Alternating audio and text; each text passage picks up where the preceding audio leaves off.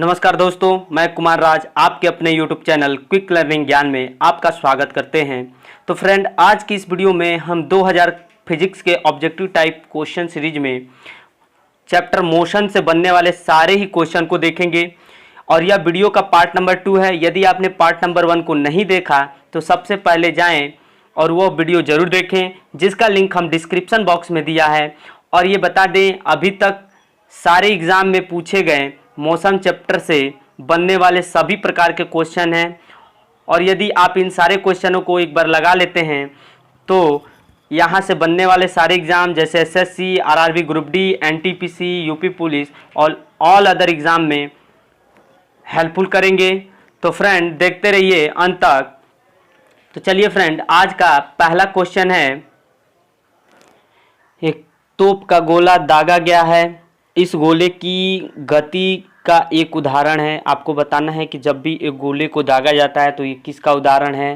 तो बता दें, क्या यह सरल रेखीय गति का उदाहरण है, प्रक्षेप्य गति का, या अतिशयोक्तिपूर्ण गति का, या क्षैतिज गति का।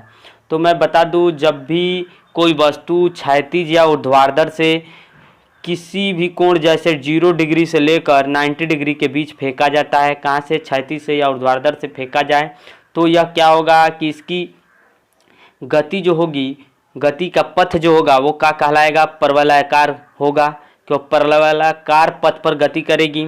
और जब भी यह परवलयाकार पथ पर गति करेगी तो इस प्रकार की गति को हम क्या नाम देते हैं, प्रक्षेप्य गति। क्या प्रक्षेप्य गति कहा जाता है, याद रखिएगा। तो जब भी आप किसी तोप द्वारा गोले को दागेंगे तो वह गोले के दागने की गति भी क्या होगी, प्रक्षेप्य गति का उदाहरण होता है। तो इस प्रकार प्रोजेक्टाइल मोशन इसका राइट आंसर होगा, याद रखिएगा, ऑप्शन बी इसका सही जवाब है। चलिए अगला क्वेश्चन है, यदि कोई वस्तु ऊपर की तरफ फेंकी जाए तो अधिकतम ऊंचाई पर पहुंचने पर उसका वेग क्या होगा। तो बता दें, जब भी किसी वस्तु को ऊपर की तरफ फेंका जाता है तो वो धीरे धीरे ऊंचाई पर जैसे बढ़ती जाएगी तो उसका वेग क्या होगा, घटता जाता है और कुछ समय बाद वो अपने अधिकतम ऊंचाई पर पहुंचते पहुंचते उसका वेग 0 हो जाता है। और पृथ्वी के गुरुत्वाकर्षण बल के कारण ऐसा हो पाता है और पृथ्वी के गुरुत्वाकर्षण बल के कारण ही वह वस्तु पुनः पृथ्वी की ओर आ जाती है। अर्थात जब भी वह अधिकतम ऊंचाई पर होगा तो उसका वेग क्या होगा, 0 होगा। याद रखिएगा क्या फ्रेंड, 0 मीटर प्रति सेकेंड होगा। तो ऑप्शन ए इसका सही जवाब होगा। चलिए अगला क्वेश्चन है, स्थिर गति से वृत्ताकार मार्ग पर घूमने वाली बॉडी में होता है। जब भी कोई वस्तु वृत्ताकार मार्ग पर घूमेगी तो उस बॉडी में क्या होगा, स्थिर वेग होगा, नहीं स्थिर त्वरण होगा। बिल्कुल सही जवाब है, ऑप्शन बी इसका सही जवाब होगा। चलिए फ्रेंड, आपको बता दें, यदि आपको किसी क्वेश्चन पे डाउट हो रहा है तो आप मुझे कमेंट बॉक्स में कमेंट करके पूछ सकते हैं। अगला क्वेश्चन है, किसी कण को एक वृत्त पर एक समान गति करने के लिए बाध्य किया जा रहा है।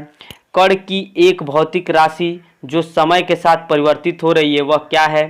तो बता दें, जब भी कोई कण एक समान गति से वृत्तीय पथ पर गति करता है तो उसका क्या क्या स्थिर रहेगा, कोणीय वेग स्थिर रहता है, कोणीय वेग स्थिर रहता है ओमेगा, क्योंकि त्रिज्या नियत रहती है और त्रिज्या नियत रहेगी तो v बराबर r इंटू ओमेगा होता है। त्रिज्या नियत तो कोणीय वेग भी नियत।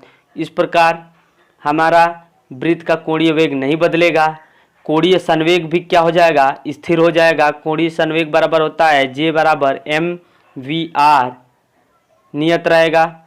लेकिन रैखिक ऊर्जा क्या होती है, सदैव बदलती रहती है। याद रखिएगा, कोणीय संवेग भी नहीं बदलेगा क्योंकि कोणीय वेग भी नहीं बदल रहा है, कोणीय गतिज ऊर्जा भी नहीं बदलेगी और कोणीय वेग भी नहीं बदलेगा, लेकिन रैखिक ऊर्जा समय के साथ बदलता रहता है। तो ऑप्शन सी इसका सही जवाब होगा, याद रखिएगा।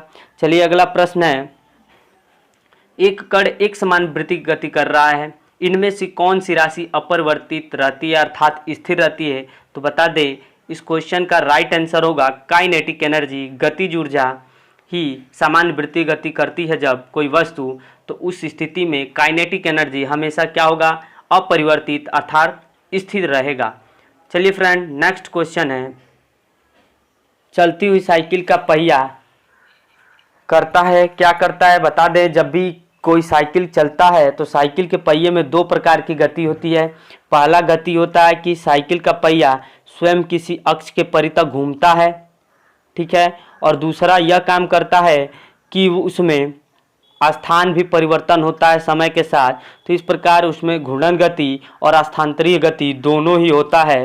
तो इसका ऑप्शन ए ही सही जवाब होगा, घूर्णन एवं स्थानांतरीय गति। ऑप्शन ए इसका सही जवाब। चलिए अगला प्रश्न है, अपकेंद्रीय बल द्वारा कार्य किया जाता है। तो बता दें अपकेंद्रीय बल द्वारा किस प्रकार का कार्य किया जाता है। जब भी कोई वस्तु किसी वृत्तीय पथ पर घूमता है तो वृत्तीय पथ पर घूमने के कारण उसके केंद्र की ओर एक बल लगता है जिसे अभिकेंद्री बल कहते हैं, तथा उस केंद्र से विपरीत दिशा में एक और भी बल का आभास होता है जो काल्पनिक होता है, वास्तविक नहीं। उसको अपकेंद्रीय बल कहते हैं। कौन सा बल? अपकेंद्रीय बल। और इसी बल के कारण कोई व्यक्ति झूले के सर्कस में व्यक्ति अपने आप को बैलेंस कर पाता है, दूध से मक्खन का बाहर निकलना, ये सारे ही इसके उदाहरण हैं। तो यह क्या करता है अपकेंद्रीय बल? यह कल्पित बल होता है। वास्तव में इसके द्वारा क्या कार्य किया जाता है? इसके द्वारा शून्य कार्य किया जाता है। याद रखिएगा, मोस्ट इम्पॉर्टेंट है। ऑप्शन सी इसका सही जवाब होगा। चलिए फ्रेंड अगला क्वेश्चन है, यदि एक गेंद भूमि से h मीटर की ऊंचाई से मुक्त रूप से गिरती है तो ठीक जमीन में लगने से पहले उसका वेग क्या होगा? ये कई एग्जामों में पूछा गया क्वेश्चन है। अभी आरआरबी लोको पायलट में पूछा गया क्वेश्चन था ये। तो देखिए फ्रेंड, जब भी कोई वस्तु को h ऊंचाई से गिराएंगे तो भूमि से लगने से पहले उसका वेग क्या होगा? तो बता दें गति के तृतीय समीकरण का प्रयोग करते हुए, गति का तृतीय समीकरण v स्क्वायर बराबर u स्क्वायर प्लस 2gh होता है। और जब गेंद को ऊपर से हम गिराएंगे तो उसका प्रारंभिक वेग क्या होगा? उस टाइम 0 होता है। तो यहाँ से इसका वैल्यू 0 हो जाएगा। उसके बाद से हम यहाँ से अपना v स्क्वायर बराबर 2gh हो जाएगा और v का वैल्यू हम आसानी से ज्ञात कर लेंगे कि गिरने से पहले उसका अंतिम वेग, उसका वेग क्या होगा? तो 2gh, तो g का मान रख देंगे, g का मान हम रख देंगे 10 मान लेंगे, और गुणे h का हाइट दिया है h मीटर, तो h हो जाएगा। और इस प्रकार हम ये निकाल पाएंगे v बराबर अंडर रूट 2gh, तो g का मान 10 रखते ही h यानी कि 20 अंडर रूट 20 h हो जाएगा v का मान। तो इस प्रकार ऑप्शन में अंडर रूट 20h ये हमारा सही ऑप्शन हो जाएगा। चलिए फ्रेंड अगला क्वेश्चन है, एक वेग समय ग्राफ की ढलान क्या दर्शाती है?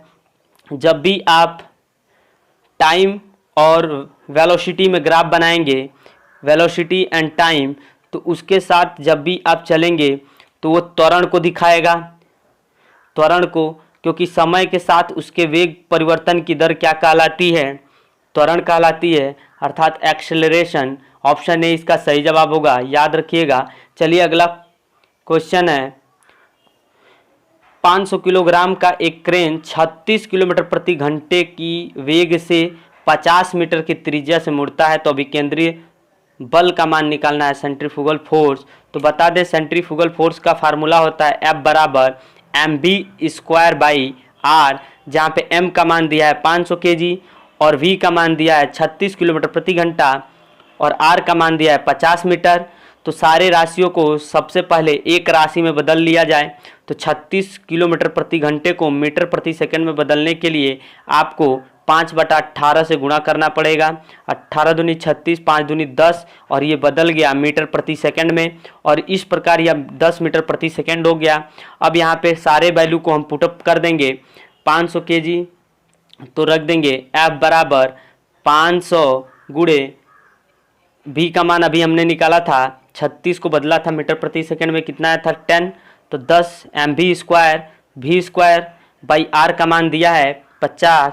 तो यहाँ से 50 से 10 बार में कट जाएगा ये 10, और 10 का स्क्वायर गुणे 10 कर देंगे हम, तो ये आ जाएगा 1000 न्यूटन।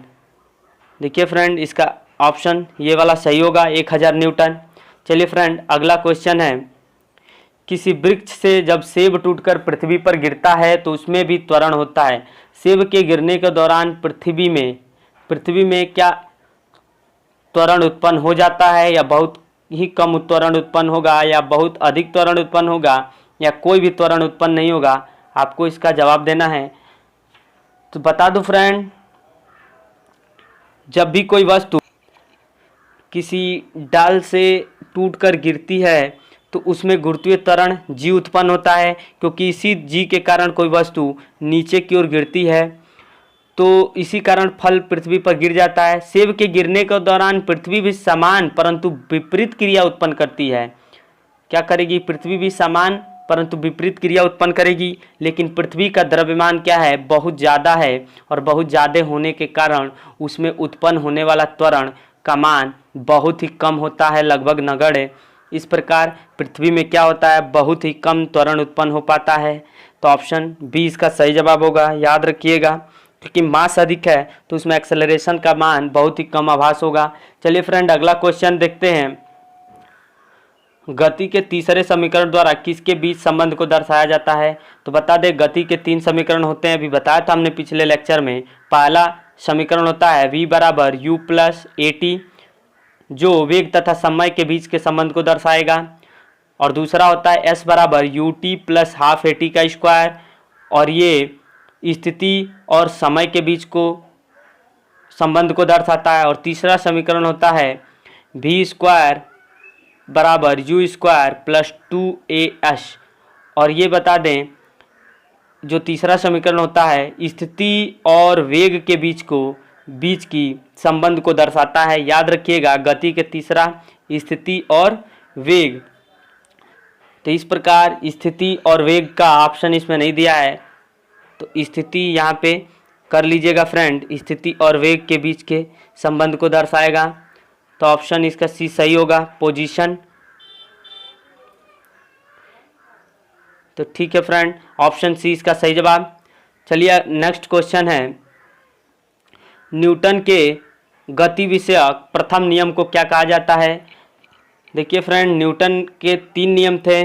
पहला नियम जड़त्व का नियम, दूसरा नियम संवेग संरक्षण का नियम, और तीसरा नियम क्रिया प्रतिक्रिया का नियम। तो इस प्रकार गति का जो प्रथम नियम था जड़त्व का नियम था, तो ऑप्शन इसका न्यूटन के गति विषयक का प्रथम नियम जड़त्व का नियम कहलाएगा। ऑप्शन तीसरा इसका सही जवाब होगा। और जड़त्व का नियम है क्या, बता दें आपको। जड़त्व के नियम के अनुसार यदि कोई वस्तु विरामावस्था में है तो वह विरामावस्था में रहेगी, या एक समान गति की अवस्था में है तो गति की अवस्था में रहेगी, जब तक कि उस पर कोई बाह्य बल लगाकर उसकी वर्तमान अवस्था में परिवर्तन न किया जाए। और यही नियम जड़त्व का नियम भी कहलाया। तो फ्रेंड चलिए अगला क्वेश्चन देखते हैं। संवेग का मात्रक है, तो बता दें संवेग को P से डिनोट करते हैं, संवेग को P से डिनोट करते हैं, और P बराबर m इंटू v होता है। मोमेंटम जिसे कहा जाता है, द्रव्यमान और वेग के गुणनफल को संवेग कहा जाता है। ठीक है फ्रेंड, और इसका मात्रक, द्रव्यमान का मात्रक होता है किलोग्राम, और वेग का मात्रक होता है मीटर प्रति सेकेंड। इस प्रकार संवेग का मात्रक क्या हो जाएगा? किलोग्राम मीटर प्रति सेकेंड। तो इस प्रकार ऑप्शन नंबर दूसरा इसका सही जवाब होगा। चलिए अगला क्वेश्चन देखते हैं। 1 न्यूटन कितने डाइन के बराबर होता है? तो 1 न्यूटन जो होता है 10 के पावर 5 डाइन। 1 न्यूटन बराबर क्या होता है? 1 newton is equal to 10 to the power 5 dyne होता है। और डाइन बता दे, ये बल का सीजीएस पद्धति में मात्रक होता है। याद रखिएगा, सीजीएस पद्धति में, अर्थात इसका दूसरा ऑप्शन सही हो जाएगा। ठीक है फ्रेंड, और बता दें 1 जूल बराबर क्या होता है? तो 1 जूल जो होता है 10 के पावर 7 अर्ग के बराबर होता है, और यह कार्य का, ऊर्जा का सीजीएस पद्धति में मात्रक होता है अर्ग। तो फ्रेंड आज के लिए इतना ही। यदि आपको ये वीडियो अच्छा लगा है तो प्लीज़ मेरे चैनल को सब्सक्राइब करना मत भूलिएगा, और एक लाइक ज़रूर कीजिएगा। Thank you for watching friend, thank you.